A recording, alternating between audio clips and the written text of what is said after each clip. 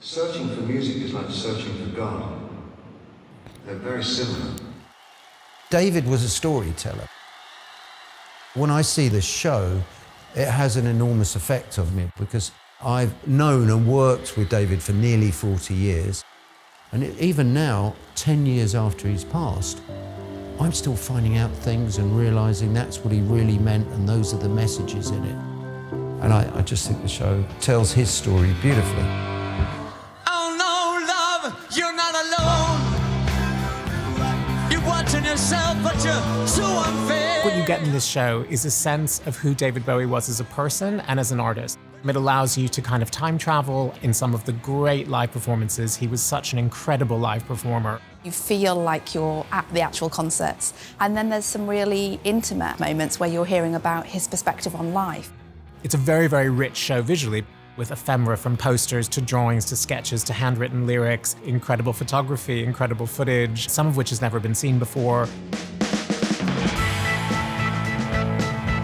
When we conceived this show, we thought this should be an opportunity to spend time with Bowie and his work. And what we really wanted people to do is take inspiration from the way that he approached life.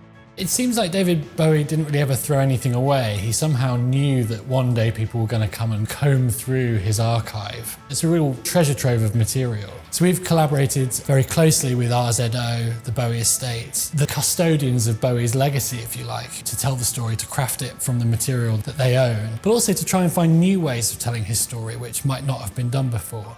We went through over 500 hours of interviews, radio, broadcast interviews, things he'd said from across his life. And from that, really found the themes that kept coming up. And that led to the structure of the show. So we didn't really impose an idea on it. It's not chronological, it's thematic, and it really focuses on areas of his life and his work that he loved talking about. From the dark to the light, it's sort of always a continual search. I've always had that search. There's a through line that leads you from one thought or one song or one piece of media into another. And they're all connected by Bowie's words, by the way that his mind is distracted by something, gets excited by a new topic, and then he changes direction. A lot of portrayals of Bowie over the years have figured him as a sort of almost an unknowable, kind of alien-like figure.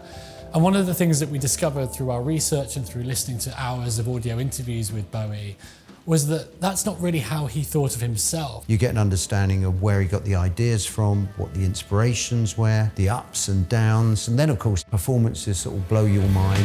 Oh no, love, you're not alone. No matter what or who you've been. All of the great performances were shot with multiple cameras, and we've been able to use all of those angles simultaneously in Lightroom and create an experience which is far more analogous to the way that we experience a concert.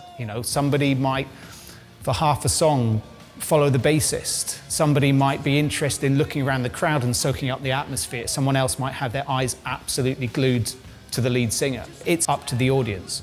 There are things that we can do at Lightroom which you can't really do in a sort of more traditional venue or format. We can juxtapose lots of material together. And we were drawn to using live performances rather than album recordings because they capture more of the spirit of Bowie the performer, of the energy that he created between himself and his audiences. I mean, the studio recordings are amazing, but I think when you see him perform, it's magical, especially in a space like this, but also spatially in terms of the audio. So at the Lightroom, we've got this incredible sound system. So often David's concerts were recording all the different instruments onto a multi-track tape. So now we're able to access that tape. On it will be a stem, which is just a recording, for example, of just the guitarist. Or it might be part of the drum kit. Or just David, or just the backing vocals. All the knives seem to lacerate your brain. So that we're then able to remix and manipulate and spatialize so you feel more like you're at a concert with David Bowie performing in front of you. 'Cause you're wonderful. Give me your hand. Using video collage techniques, we can add backgrounds and textures combined with the original video material, and obviously an incredible sound design, and we can make people really feel like they are a part of that time and that moment. It's truly moving. I think David Bowie would think that this is a sort of place that he would want his work to be seen. He talks about pushing boundaries, about experimentation, about the use of technology and the opportunity that that presents. And they're all things that the Lightroom is doing. He would have loved it, he would have embraced it. You know, he would have been sitting in the console saying, oh, that bit should be this colour or whatever. It would be his medium, yes.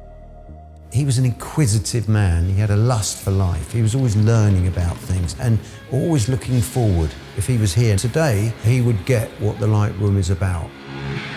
Thank you very much. Bye-bye, we love you.